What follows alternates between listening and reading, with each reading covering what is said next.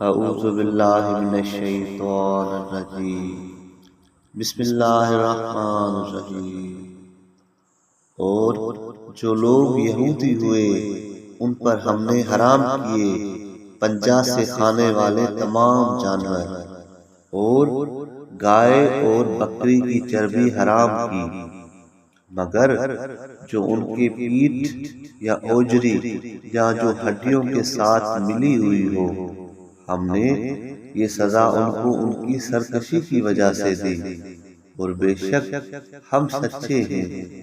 پھر اگر آپ کو جھٹلائیں تو فرما دیجئے اے محمد صلی اللہ علیہ وآلہ وسلم کہ تمہارا رب کشادہ رحمت والا ہے، اور اس کے عذاب کو مجرم قوم سے ٹالا نہیں جا سکتا۔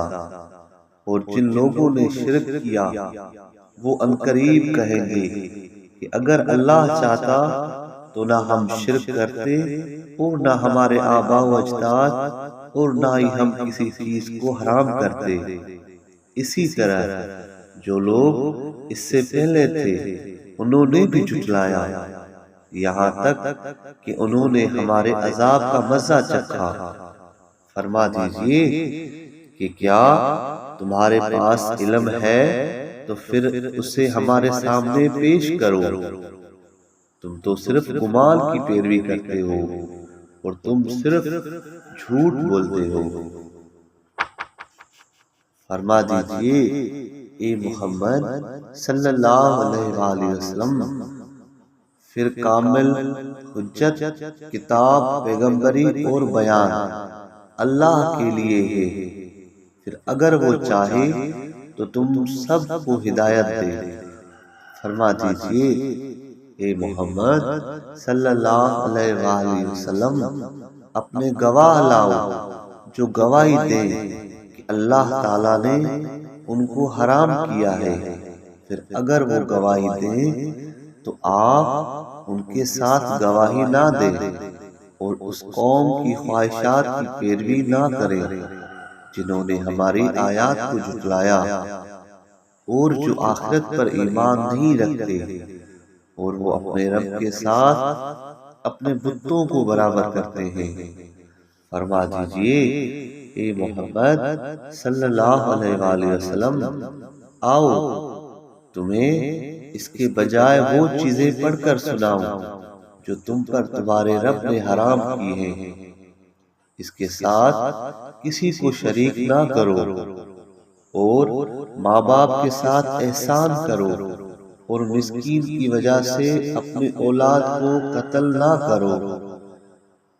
ہم ہی تمہیں بھی روزی دیتے ہیں اور ان کو بھی، اور بے حیائی یعنی زنا کے قریب بھی نہ جاؤ، چاہے بے حیائی ظاہر ہو یا مخفی ہو۔ اور جس جان کو اللہ نے حرام کیا ہے اسے قتل نہ کرو مگر حق کے ساتھ۔ اس نے انہی باتوں کی تمہیں وصیت فرمائی ہے، شاید تم عقل سے کام لو۔ اور یتیم کے مال کے قریب بھی نہ جاؤ مگر جو بہترین طریقے سے ہو، یہاں تک کہ بالغ ہو جائیں، اور ناپ اور تول کو انصاف کے ساتھ پورا کرو۔ ہم کسی کو اپنی طاقت سے زیادہ تکلیف میں نہیں ڈالتے، اور جب بات کرو یا گواہی دو تو انصاف کے ساتھ بات کرو، اگرچہ قریبی رشتہ دار کے خلاف ہو، اور اللہ کے ساتھ کیا ہوا عہد پورا کرو۔ اللہ ان باتوں کو تمہیں وصیت فرماتا ہے کہ شاید تم نصیحت حاصل کرو۔ اور جان لو کہ یہی دین اسلام میرا سیدھا راستہ ہے، پھر اسی کی پیروی کرو اور مختلف راستوں کی پیروی نہ کرو، اور نہ تمہیں اس کی راہ سے جدا کر دیں گے۔ اللہ تمہیں یہ وصیت فرماتا ہے، شاید تم پرہیزگاری اختیار کرو۔ پھر ہم نے موسیٰ علیہ السلام کو کامل اور بہترین کتاب توریت دی، جس میں ہر چیز کی تفصیل اور ہدایت یعنی شریعت اور دینداری اور رحمت تھی کہ شاید یہ اپنے رب کی ملاقات پر ایمان لے آئے۔ یہ بابرکت کتاب یعنی قرآن ہے جسے ہم نے اتارا ہے، پھر اس کی اطاعت کرو اور اللہ سے ڈرو، شاید تم پر رحم کیا جائے،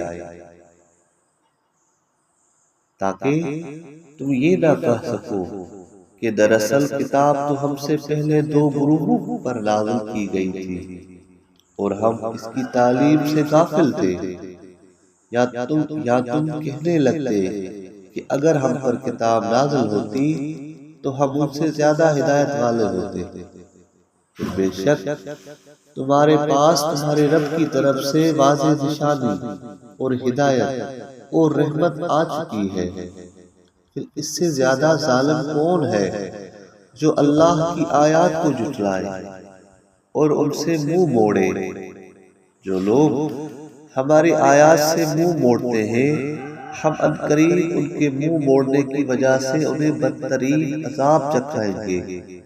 صرف اس انتظار میں رہتے ہیں، یعنی ان کی عاقبت یہ ہو کہ ان کے پاس ان کی روح قبض کرنے کے لیے فرشتے آئیں، یا تمہارے رب کی بعض نشانیاں آئیں، یعنی ان کا قتل ہو۔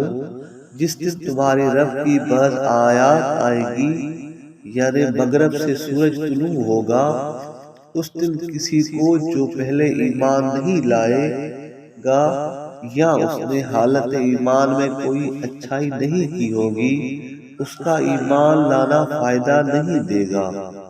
فرما دیجئے کہ تم بھی انتظار کرو، بے شک ہم بھی انتظار کرنے والے ہیں۔ بے شک جن لوگوں نے اپنے دین میں تفرقہ ڈالا اور وہ مختلف گروہ ہو گئے، یعنی یہود و نصارا، ان کے ساتھ جنگ نہ کرنے کے بارے میں آپ کو کوئی واسطہ نہیں ہے۔ بے شک ان کا معاملہ اللہ کے پاس ہے۔ پھر جو کام یہ کرتے ہیں، یعنی پیغمبروں کو جھٹلاتے ہیں، انہیں اس کا بدلہ دے گا۔ اہل ایمان میں سے جو بھی ایک نیکی لائے گا، اس کے لیے اس جیسی 10 نیکیاں ہیں، اور جو ایک برائی لائے گا اسے ویسا ہی بدلہ دیا جائے گا، اور اعمال صالحہ کا بدلہ دینے میں ان پر ظلم نہیں کیا جائے گا۔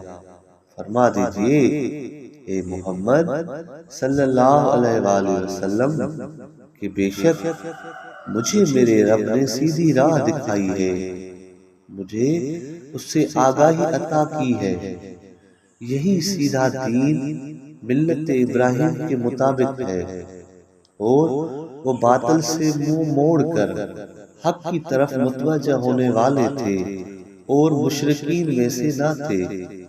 فرما دیجئے اے محمد صلی اللہ علیہ وآلہ وسلم کہ بے شک میری نماز اور میرا حج اور میری قربانی، میری زیارت اور میرا مرنا اور میرا جینا جہانوں کے رب اللہ کے لیے ہے، اس کا کوئی شریک نہیں ہے، اور مجھے بھی یہی حکم کیا گیا ہے، اور میں اس امت میں سب سے پہلا مسلمان ہوں۔